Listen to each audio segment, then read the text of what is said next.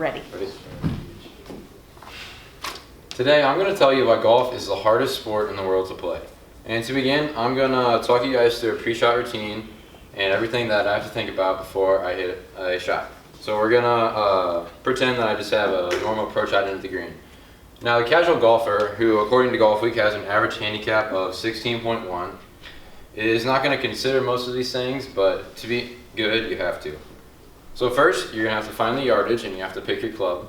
Once you pick your club, you're going to decide, all right, is it going to be a full swing with that club? Am I going to take a 90% swing? Do I want to hit a punch shot, keep it low, hit a cut, hit a draw? You're going to have to decide on that. Next, you're going to need to read your lie, and this is something that is probably one of the hardest things with amateurs. It takes a lot of practice to get good at. So reading your lie basically means, are you in the fairway or are you in the rough?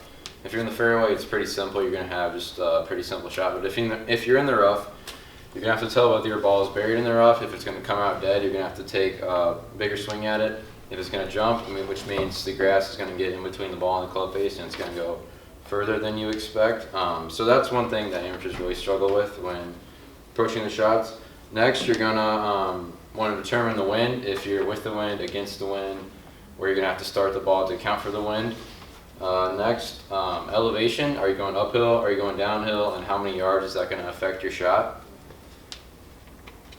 Alright, so now you're going to have to figure out, once the ball gets onto the green, how is it going to react? Is it going to spin back? Is it going to stop? Is it going to roll out a lot? And then finally, you want to leave yourself in the best position for your putt, so you're going to have to decide where you want to land the ball on the green.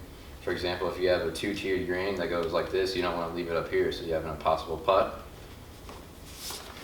And of course, the hardest part is still left. If you somehow figure out all those things correctly, you still have to make the swing, and which is the hardest thing to do consistently. Just a simple centimeter can change the entire direction of your shot and cost you several strokes. Swinging a club at nearly 115 miles an hour at a little white ball can result in some pretty sporadic shots. The reason golf is so hard is because all of these things change every single shot. A lot of people, when they think about golf, they think, oh, you're just doing the same swing over and over again, like 50 times around, which isn't true at all. There's never going to be a repeatable shot or motion within golf. You're never going to have the same yardage shot or hitting just a straight shot. It's always changing, and you always have to adapt to your surroundings and the environment around you.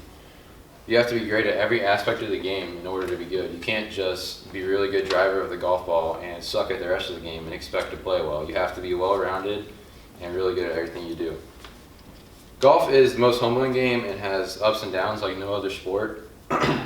So let's use Jordan Spieth as an example. I'm sure most of you know who he is.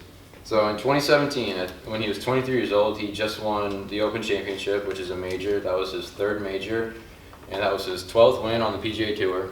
And at the time, it looked like he was going to be the next greatest golfer in the world. He was 23 and already had as much success as about anybody. And so he went on for 3.5 years. He never won again on the PGA Tour. That streak just ended about 3 weeks ago where he finally won again. But for over 3 years, he looked like he didn't even know how to play golf, like he never has before in his life. He dropped out of the top 100 in the world and was just totally awful. So to put that into better terms for you guys, that would be like LeBron James just forgetting how to play basketball for 3 years. Or Tom Brady like throwing 4 interceptions a game for the next 4 years or something. That just doesn't happen in other sports. Once you're good in other sports, you stay good for a long time until you get too old to play, and then you're bad. In golf, it can change year by year. 1 year you can be the best in the world. The other year you can not even get into tournaments because you don't play well enough. Golf is the hardest sport to win at for that reason. So the greatest player of all time, Tiger Woods, according to CBS Sports, has an all-time win percentage of 21%, which that doesn't sound very good, but for golf, that's insane. To compare, Jordan Spieth is at about 6%, Rory McIlroy at about 9%, and Dustin Johnson at about 8%. In no other sport can you win only 10% of the time and be considered the best. It's just so hard to win at golf. I think one of the reasons for this is because in other sports, you can affect the outcome of your opponent. You know, in football, you can tackle the guy and he's not going to score. In baseball, you throw a nasty curveball, he's not going to hit it. Basketball, you play good defense, he won't score on you. But golf, you can play the best round of your life, be having the best day you've ever had, and this guy over here can just do better than you, and you have no effect on the outcome of that.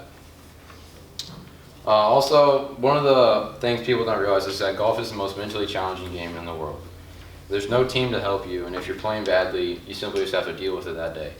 In other sports, basketball, football, baseball, anything, if you're having a bad day, your coach is just going to sub you out until you sit on the bench. But in golf, if you're 6 over after 3 holes, if you're just playing terrible, I feel like you don't even know what you're doing. You just got to suck it up and finish the round and do your best.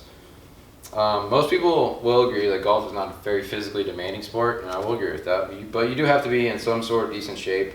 According to golfingtree.com, carrying your bag for 18 holes can burn up to 1,500 calories, and it does get you pretty tired, more mentally than physically, but you have to be in some decent shape to play golf. One more challenging thing about golf is that one hole can often ruin your round or your chances to win. So in other sports, in basketball, if you're down 20 at halftime, you can always come back. Football, same thing. Baseball, there's always that chance to come back. But in golf, if you're 5 over after 3 holes, you're basically done. So every shot has just the biggest impact as the other, and you have to be focused on every single shot because just one can ruin your whole round. Golf is the hardest sport in the world to be consistently good at, and mentally it's the most challenging game in the world. Next time you guys go play golf, I want you to keep track of how many times your shot goes exactly as planned, and I bet it will be 0.